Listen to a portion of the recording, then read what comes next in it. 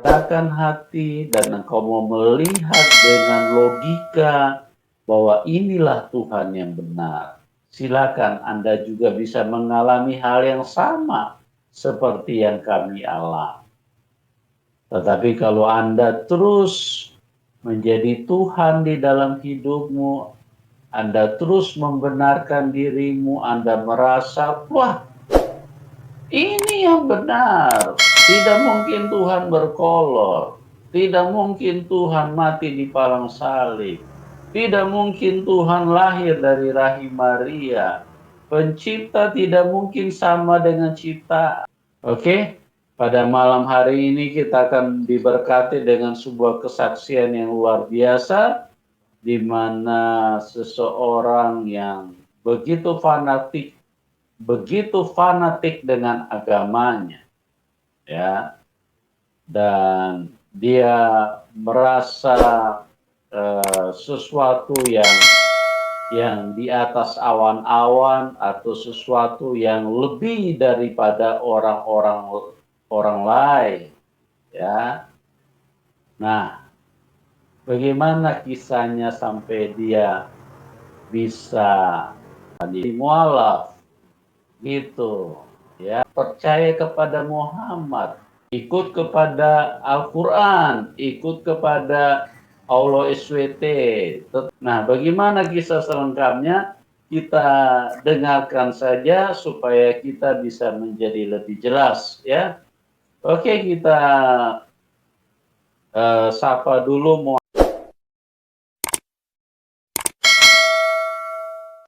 I studied in the UK for university, and I embraced Islam 5 years ago when I was 20 years old. The police came and visited me, so because they thought I was some kind of, I've been just brainwashed or something.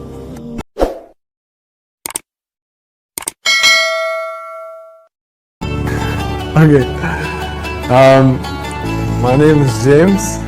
I'm 25 years old. I am a mix of cultures. I'm half Palestinian, half English.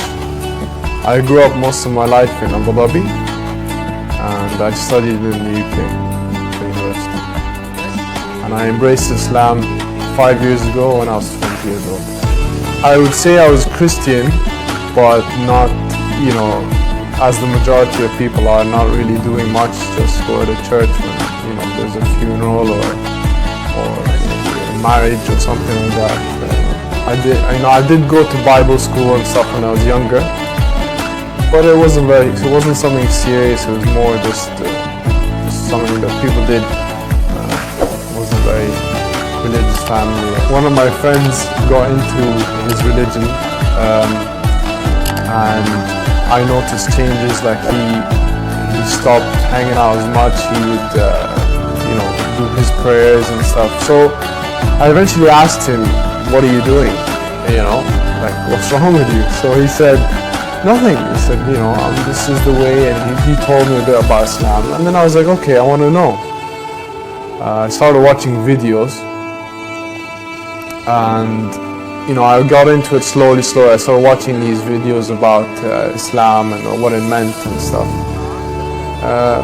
And then there just came a point one day, I don't know why, I believed it. I was like, this is real, this is true, there's nothing wrong with that, it's clear, it's the correct answer for things in life, it helps me, it gives me a purpose.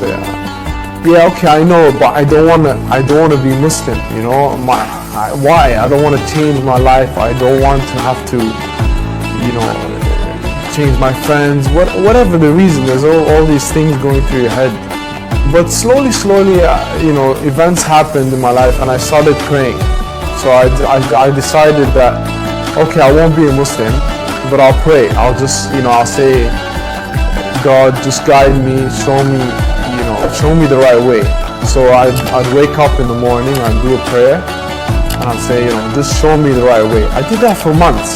I'd wake up and pray without any reason, just no like particular way or anything. There'd be days where I'd wake up and I didn't pray, and I'd feel something missing from that day. I'd feel there's something, there's something really nice about the prayer and the meditation side, the whole, just generally feeling good for the day. After that, there was some events that happened. I told my family, like, I want to be Muslim. They said, you're crazy. I said, why? They said, because you're not Muslim, you can't convert, etc., etc. There was some, complications with the family. The police came and visited me. So because they thought I was some kind of, I've been just brainwashed or something. So I'm just sleeping one day. It was like 6:30 or 7. I hear a big bang on the door. I open the door. It's the police. They questioned me for a while and they sat with me and etc., etc. But I'd come to know later that my auntie, she'd called them just because she was worried about me. I look back on it now and I said, it's okay. I mean, I don't hold anything against her. It was something that I understand where she came from at the time, and I love her for it in a sense, because she cared for me, so she wanted me to be, she wanted to make sure that I was okay.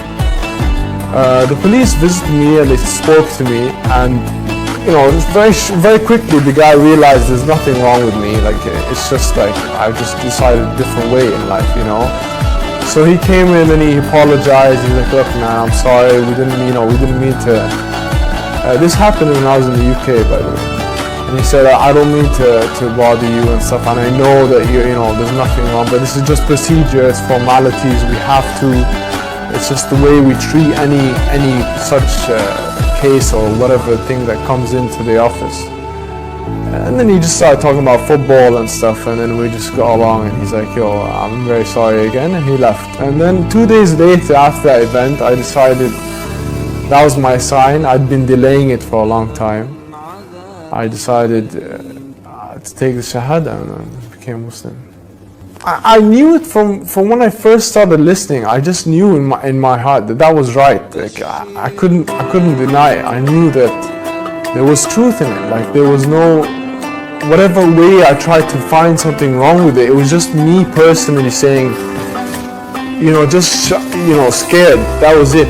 But there was nothing wrong with religion. It was just me personally finding things that I wanted to just make an excuse, really. And I guess that happened as a result of me delaying. It was just Allah, God's push to say, just do it, just get it done with. Everything in life is hard. You have to go through it, and then you become much stronger on the other side. I had many concerns, of course, family, friends. They're the major things. Everything else is a bit easier, I guess. Like prayer and that. There's no problem with that. Obviously, family, they don't want to hear these things about you. Your friends, some of your friends might say, he's changed, we're not going to be friends anymore. But actually you find that these concerns, they get blown over very quickly, and people move on very quickly, and people actually love you and respect you more after you've done it and you go through that initial tough stage.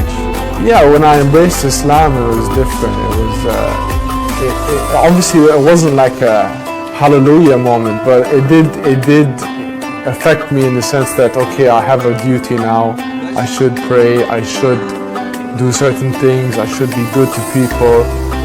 It's given me a purpose, a reason to get up in the morning and every day and to work hard, and yeah, it's given me peace. Even if stuff goes wrong, you keep trying, you keep going.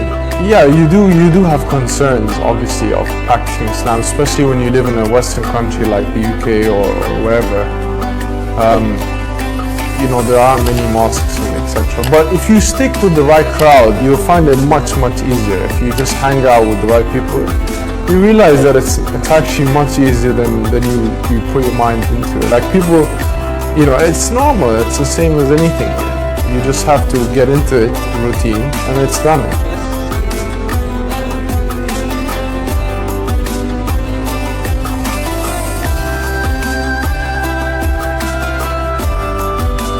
ask God to guide you and ask Him to give you strength. And if you really want something, whatever it may be, you have to take the steps and you have to move forward and take action so that you can achieve that. I'm sure within a very short period you'll find that it was the best decision you've ever made.